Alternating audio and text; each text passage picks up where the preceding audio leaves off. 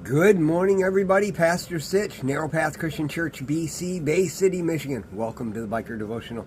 So this morning it is January 29th, 2024. We will be looking at Proverbs chapter 29, and I am going to be looking at verse 4 today. So as we get into this, how's the year been so far? If you're in Michigan, you've been excited about a sports team. Even if you don't care about sports, you probably paid attention to what was going on with the game last night. Checked your phone a couple of times just to find out. Maybe not. I am not a big sports fan. Never been a huge football fan. I tried.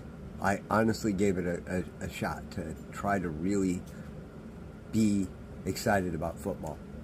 But even me, last night, checked to see how the game was going towards the end, just to see. Because, well, when we're in an area, when we're in a location, we're in a community, no matter what's going on, we always tend to find that we're connecting with that community in some way. And so it was Michigan, and the Lions were in a playoff game. And if they won, they were going to the Super Bowl. And in my lifetime, that's never happened. And I was excited for the state of Michigan and really excited for all of those that really care about football. I remember many Thanksgivings where I was forced to watch Detroit lose. It became a tradition. And I couldn't understand why people were excited about it.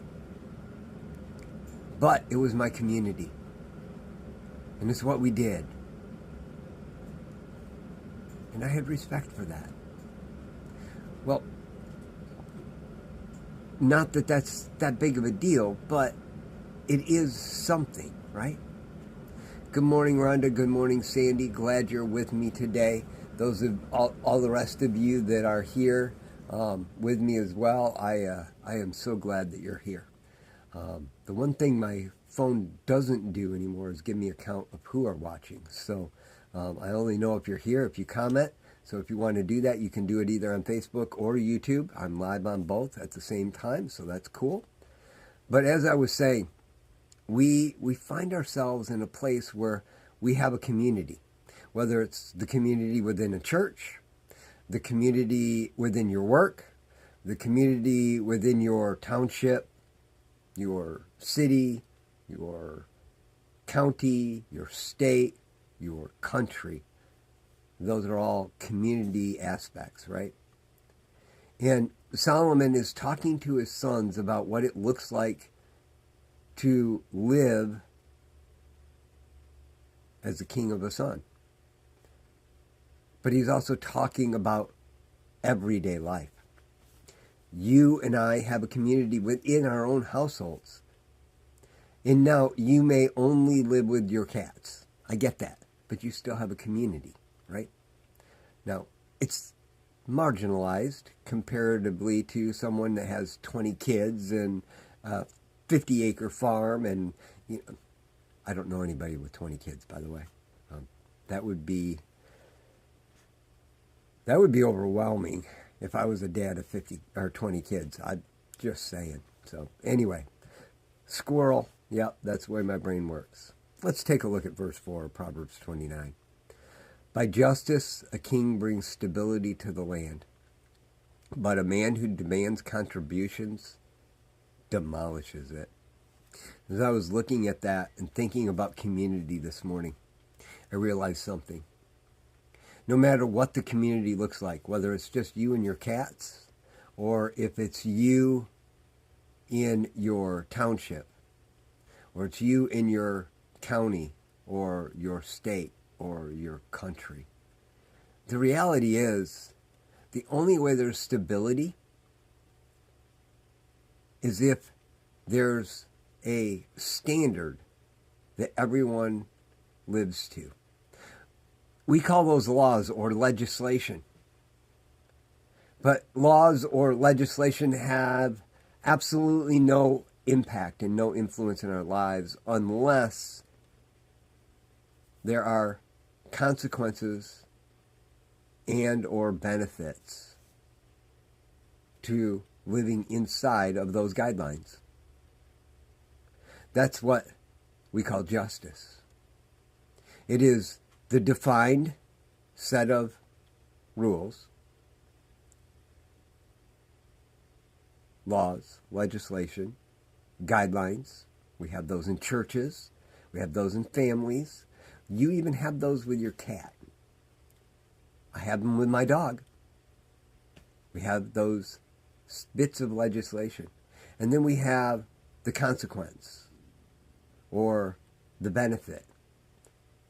For example, my dog knows that if she's really good and she doesn't tear up the house while we're gone, she will, when we get home, get a treat. But if she's gotten angry with us and decided to rip up the house, get into the garbage, do something, and we do our best to make sure that she isn't tempted by those things, but if she does it, she won't get her treat that night. I know it's horrible, right? But it's stability. We know what to expect. But a man who demands contributions, in other words, there is no rhyme or reason. You just have to do it this way, this time. And I don't even necessarily have to tell you. I just come home and you didn't do the thing I wanted you to do, and I never told you I wanted you to do it. Like a dad who comes home and the yard's not clean and mowed and grounds the son, and the son didn't know the dad wanted it done. It wasn't a rule that you do it every Tuesday. It was just Dad wanted it done that day because he knew it was going to rain the next week. The rule was it had to be done every week. And the son didn't know what the weather was going to be, but Dad knew. He didn't communicate. There was no expectations. There was no justice. There was no legislation. He demanded a contribution. And in that, there was respect that was lost. There was anger that was gained. There was rebellion that was had. A man who demands contributions demolishes it. We don't like the idea of having laws, legislation, consequences, benefits. But the reality is then we know how to live into life. Because without it, everything's arbitrary. And there is nothing but destruction behind us. When you start rebelling against the structure of your life, remember, the opposite of that is never knowing what to expect. I love y'all. Hope you have a great day. God bless.